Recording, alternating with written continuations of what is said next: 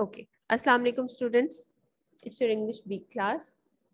All right. We were doing the present indefinite tense. I have told you so many times what is the present indefinite tense. So without wasting the time, let's start the translation. We know that there are few basic steps to translate a sentence into English. First step is to identify the tense. आपने उसको identify करना है कि ये जो उर्दू में जुमला लिखा हुआ है ये किस टेंस का है. तो मोस्ट इजीएस्ट वे जो होता है किसी भी टेंस को रिकॉग्नाइज करने का, आइडेंटिफाई करने का, is to check the last words of the tense sentence. आज हमने सेंटेंस नंबर 6 से स्टार्ट करना है. सेंटेंस नंबर 6 इज अली नए जूते खरीदता है. So how to identify a tense? You have to check out the last words of the sentences. Last पे हमारे पास क्या आ रहा है? ता है. अली नए जूते खरीदता है. लास्ट पे क्या है हमारे पास? ता है. कुछ स्टेप्स आपको याद रखने हैं, ठीक है. अब आपको ये याद होना चाहिए कि जिसके एंड पे ता है, ती है, ते है वगैरह आता है, it's mean the sentence is about present indefinite. ठीक है, तो ये फौरन से आपके माइंड में आ जाना चाहिए कि ये जो सेंटेंस लिखा हुआ है ये प्रेजेंट इंडेफिनिट टेंस है. ये आपको पता चल गया है. अब उसके बाद आपको उसकी फॉर्म ऑफ वर्ब्स पता होनी चाहिए और हेल्पिंग वर्ब्स पता होनी चाहिए. ये चीज भी आपने याद रखनी है. फॉर्म ऑफ वर्ब्स इसमें कौन सी यूज होनी है? We will use the first form of the verb in present indefinite tense and we will use the helping verb SES in affirmative and do and does in the negative and interrogative. अब किसके साथ क्या use करना है? Because there are two words ना, तो there is a difficulty to remember कि हमने किसके साथ क्या लगाना है, क्योंकि दो वर्ड्स हैं.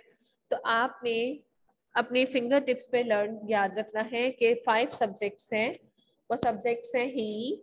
Subjects mean the doer of action. अगर हमारे डूअर ऑफ एक्शन इन 5 में से एक है, कोई भी एक है, तो आपने इनके साथ SES ऐड करना है एफर्मेटिव में, और नेगेटिव इंट्रोगेटिव में आपने इनके साथ डज ऐड करना है. वो 5 सब्जेक्ट्स कौन कौन से हैं? ही, she, it, name, any name और सिंगुलर नाउन. अगर आपका सेंटेंस इन 5 में से किसी एक से स्टार्ट हो रहा है तो इट्स मीन के एफर्मेटिव में आपने इसके साथ SES ऐड करना है. सिर्फ एफर्मेटिव में करना, नेगेटिव इंट्रोगेटिव में रिपीट नहीं करना. और नेगेटिव इंट्रोगेटिव में आपने इनके साथ हेल्पिंग वर्ब कौन सा यूज करना है? डज. ये चीज आपने याद रखनी है.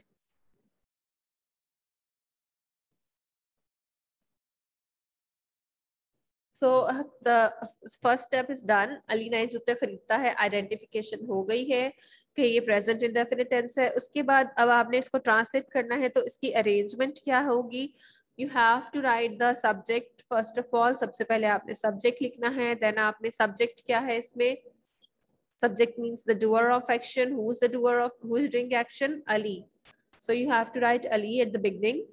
उसके बाद एफर्मेटिव में हमने वर्ब ऐड करना है. वर्ब की first form. Verb means the action. Ali क्या काम कर रहा है इसमें?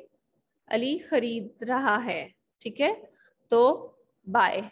और इसके साथ you can see S use हुआ है. एस क्यों ऐड हुआ है? बिकॉज अली उन 5 सब्जेक्ट्स में से एक है जिनके साथ हम एस ऐड करेंगे. नेम है ना अली, इसलिए हम इसके साथ एस ऐड करेंगे. अली बायस.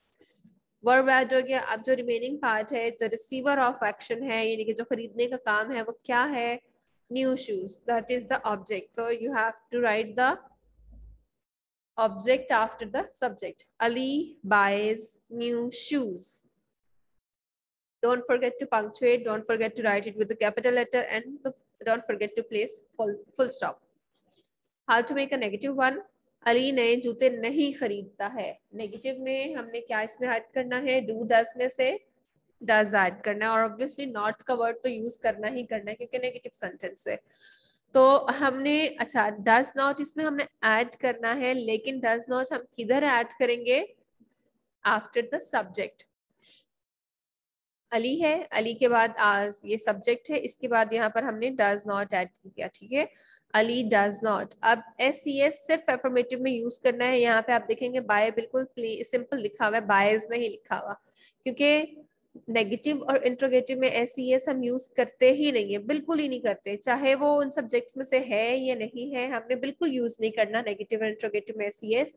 हमने सिर्फ और सिर्फ एफर्मेटिव में यूज करना है. ठीक है, Ali does not buy new shoes. Remaining arrangement जो है वो सेम है, बाकी सब कुछ सेम है, सिर्फ हमने इसमें क्या ऐड किया है, does not, to make a negative sentence.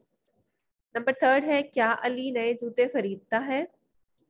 इसको कैसे करेंगे, how to make an interrogative one. To make an interrogative sentence, you need to place the helping verb at the beginning of the sentence. Does is the helping verb, so you have to add the helping place the helping verb at the beginning of the sentence. आपने does को start में लिख दिया। अब क्योंकि it is the first letter of the sentence, first word of the sentence, so you have to write D with the capital letter. Don't write in small letter. अब ये क्योंकि फर्स्ट लेटर है, first word है, तो आपने इसको capital में लिखना है, डज अली। अब यहाँ पे अली सेकंड वर्ड है, लेकिन अली क्योंकि नेम है तो नेम हमेशा कैपिटल से आता है, इसलिए इसको भी कैपिटल से ही लिखेंगे। ये बहुत कॉमन मिस्टेक है कैपिटल स्मॉल लेटर की इंट्रोगेटिव सेंटेंस में। Does Ali buy new shoes, question mark. Without question mark, without full stop, your translation is incomplete. ठीक है, पंक्चुएट करना जरूरी है। नंबर नेक्स्ट इज, मैं अपनी गुड़िया के साथ खेलती हूँ।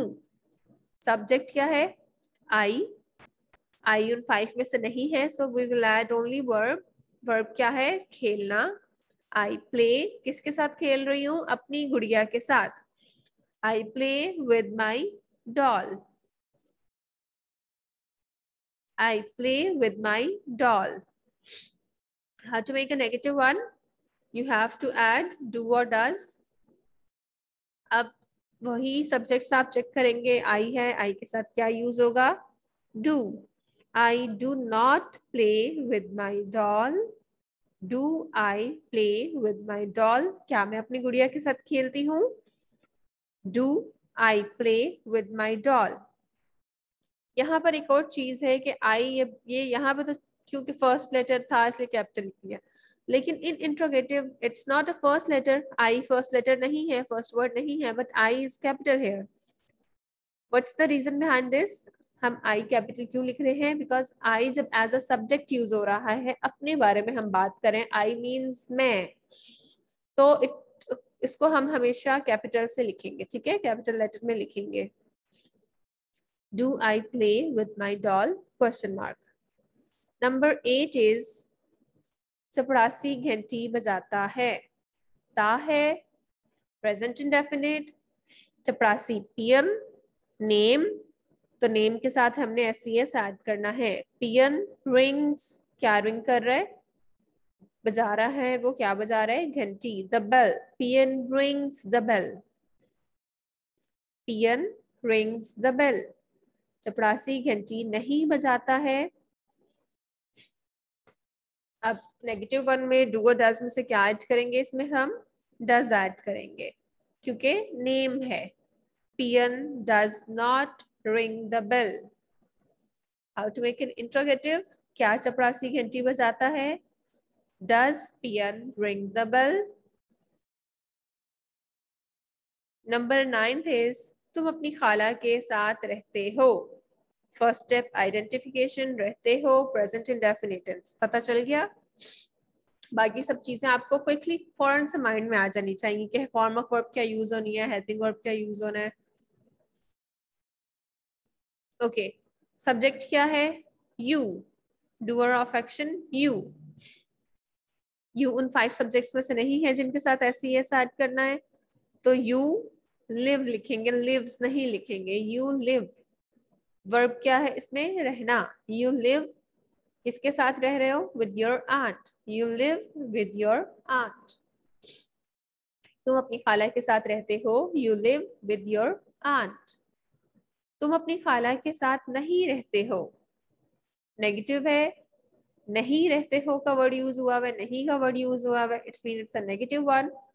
तो कैसे बनाएंगे नेगेटिव, डू डज में से क्या ऐड करेंगे, do. Check out the subject, हमने सब्जेक्ट्स के थ्रू पता लगा रहे हैं कि इसमें से डू डज में से क्या ऐड करना है, इसमें आपने यूज करना है do. You do not, sorry यहाँ पे लीव लिखा हुआ है, it's live. You do not live,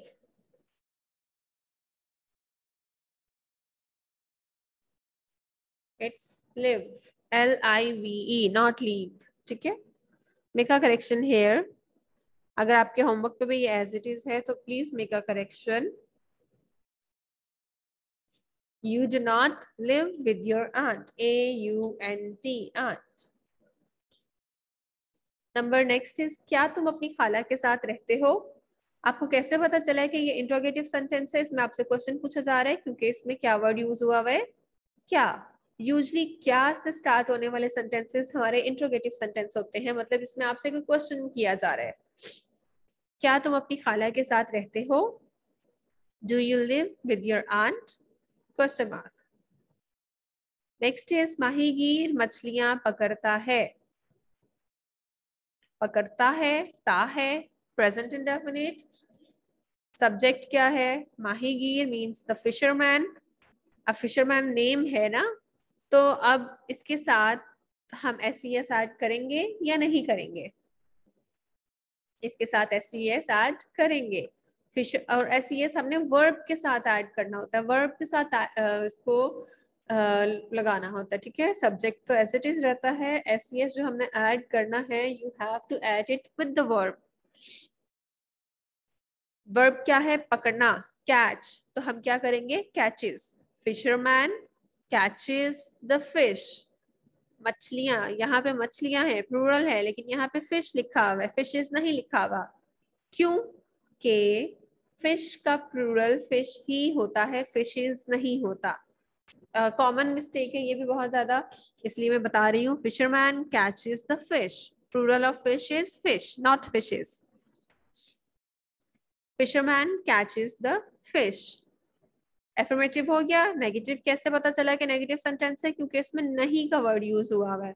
अब नहीं का वर्ड यूज हुआ हुआ है, हमें पता चल गया नेगेटिव है। लेकिन अब हमें ये कैसे पता चलेगा कि इसके साथ डू डज क्या ऐड करना है?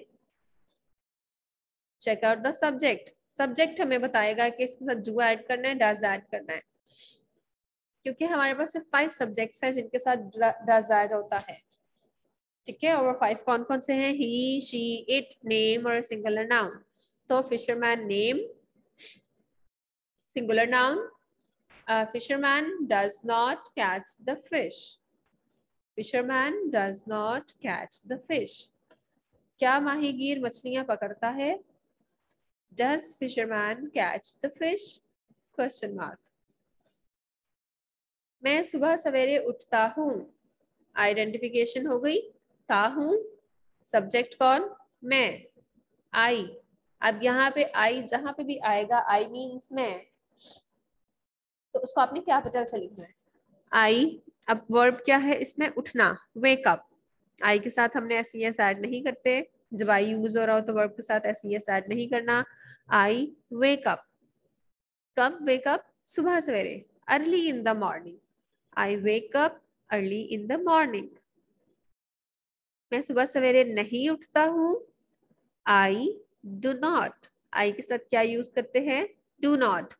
I do not wake up early in the morning. क्या मैं सुबह सवेरे उठता हूँ? Do I wake up early in the morning. इसमें डी फर्स्ट वर्ड है इसलिए कैपिटल है, और आई मीन्स मैं, सब्जेक्ट आई है, आई मीन्स मैं, तो इट्स ये भी कैपिटल आएगा। Do I wake up early in the morning? Question mark. Number 12 is, वो सुबह अपना मुंह हाथ धोती है।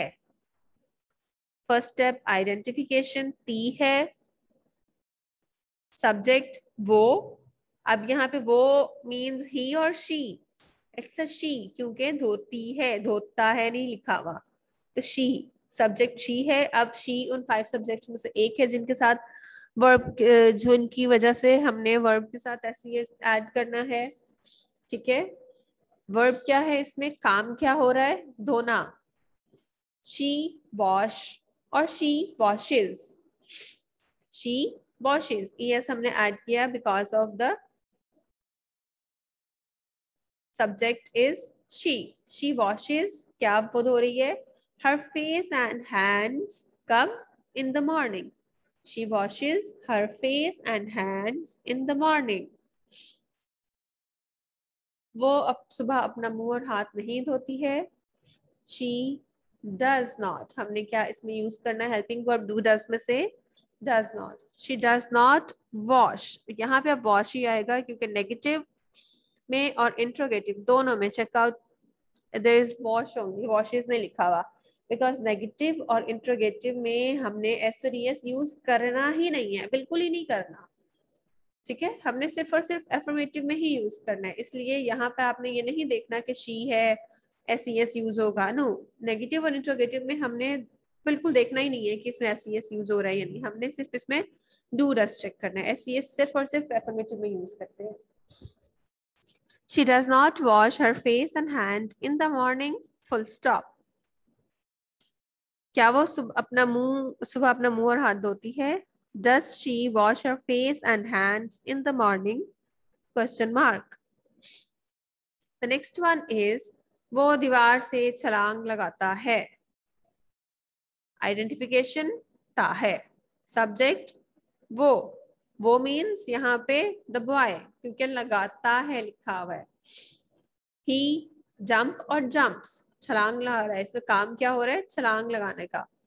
He jump और he jumps, yes he jumps, क्योंकि सब्जेक्ट ही है। He jumps, कहाँ से छलांग लगा रहा है? दीवार से। Over the wall, he jumps over the wall, वो दीवार से छलांग नहीं लगाता है। He does not jump over the wall, क्या वो दीवार से छलांग लगाता है? Does he jump over the wall? Okay. The next sentence we will do it tomorrow. From number 14 to 20. We will do it on tomorrow. Okay. Now, if you have any questions, you can ask me.